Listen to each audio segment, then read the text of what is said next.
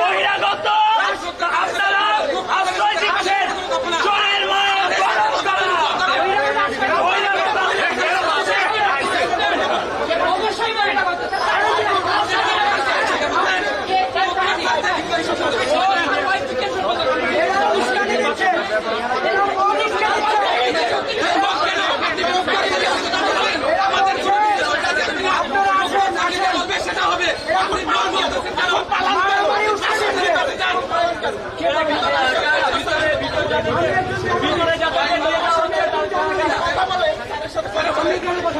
উনি একজন বহিরাগত, উনি আইডি কার্ড দেখাবে।